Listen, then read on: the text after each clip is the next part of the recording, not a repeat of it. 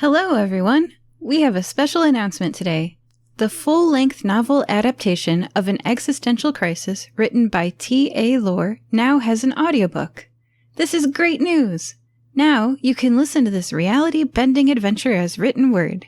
Here is the back of the book, and then an audio sample. The back of the book. Entangled realities, temporal tampering, and an interdimensional sphinx. Weirdness has run amok in Niqamui, where sinister schemes are afoot. When Pidge, Borb, and Nesgrax wake from a strangely realistic dream, all three intrepid adventurers must set forth in search of answers. Unfortunately, in pulling at loose threads, they quickly find themselves ensnared by a more complex mystery than anything they could have ever imagined. In fact, they may be forced to unravel the very fabric of existence in order to escape. They really are in a pickle this time, or at least pickles are somehow involved. You can support us by ordering your copy of the new audiobook for T.A. Lore's An Existential Crisis at audible.com/P as in pickle, D as in dog, /an-crisis-audiobook/B as in banana, 09Q, M as in monkey, T as in telephone, F as in fan, 8XD as in dog. And here is an audio sample read by the narrator. The professor cleared his throat, straightening his polka dot bow tie. If we can begin, I can show you. You'll see for yourselves, my simulations are all very clearly simulations. He tapped a few buttons on his machine, walked over to the central table, and opened the carved wooden box atop it. With a crank, he raised a large crystal orb from inside. From its resting place upon a red velvet cushion, it projected an image on the ceiling. Borb, if you could return to your seat and relax, I will demonstrate. Good. The professor waited as Pidge and Nesgrax helped Borb return to his armchair. Alright, close your eyes. Everyone else, watch on the ceiling. The projection will allow you to see what he sees. Borb drew a breath and wiped his nose. Leaning back, he sank into the supple faux leather. The next time he opened his eyes, he saw only a cloud of white fog. Far off, in the distance, he squinted through his long dark lashes to see an orb of colour swirling in a circle, with red, orange, green and purple stripes all twisting as part of an eternal pinwheel. The circle spun around and around and around. Borb! A voice echoed off invisible walls. Borb! The professor said, words reaching Borb as though from a great distance, sounding like a whisper and a shout all at once. The tone and modulation distorted, having travelled directly into Borb's mind through the machine. Okay, so don't worry. You are now inside the simulation. This is your basic loading screen. No matter what happens, try and be calm. If you die, you'll simply wake up in your body again. Do you understand? No. The professor sighed. Can you describe what you see?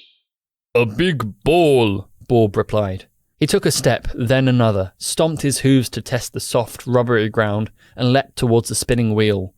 Me smash twirly colours! Die, beach ball, die! He tried to punch the orb and missed. He stumbled and fell, vanishing for a moment beneath the clouds of receding fog. Oof! He complained, rubbing his head. It's alright, the professor said. Means I just need to update. The updates don't take long. I suppose we could kind of keep going with the old version, but you know... Actually, I can do a reboot later, never mind. Inside the simulation, Borb clambered back to his feet, head once more above the fog. He heard the faint clickety-clack sounds of buttons and the orb disappeared. The fog faded. In its place, grassland shimmered into existence. A small forest twinkled with dew. Nestled among the trees, Borb spied a simple town. Me see town, he reported, still observing his surroundings. Atop a nearby hill situated in the opposite direction stood an elaborate mansion complete with two moats. One moat ringing the bottom of the hill, a logical place for such a defence, and the other encircling the house at the top, inexplicably hand-filled with water to provide a secondary defence. Also, me see a large castle-ish house. Good, very good. The professor's voice echoed down from the sky. Okay, so this is the simulation I made.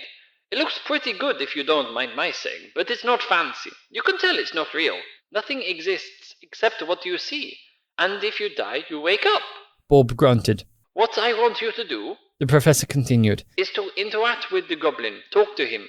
What goblin? He'll appear in a second, the professor clarified. Borb spun in a circle, squinting down at the tall grass. Listen, he'll just kind of talk to you, and I just want to see how you interact with him. It'll help me calibrate the interface and gather data, okay? Borb grunted again, blowing a cloud of steam from his nostrils. Sir? A small goblin tugged at Borb's sleeve and Borb spun, reaching for his axe. To his delight, he found the weapon strapped to his back.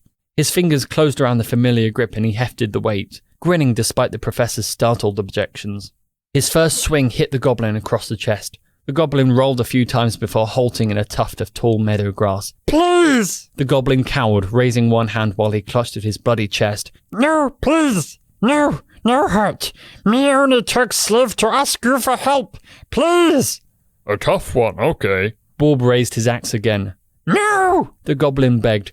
At home I have studied this. Borb exclaimed as he brought the axe down. He cut the goblin clean in half and it spasmed at his feet before vanishing into a cloud of fog, pixels dispersing. Borb wiped his axe on the grass. Dream goblin, now dream dead. Next program to smash. What have you done? The professor stammered. Borb shrugged. Saw enemy, killed enemy. That's finished?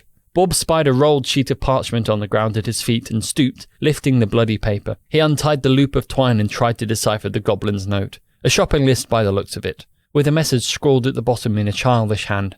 Please don't be too long this time, Daddy. Borb scowled. He got a sense of the message without needing to read every letter. Ouch, he muttered. But not real, no matter. Once again, that's An Existential Crisis by T.A. Lore on audible.com.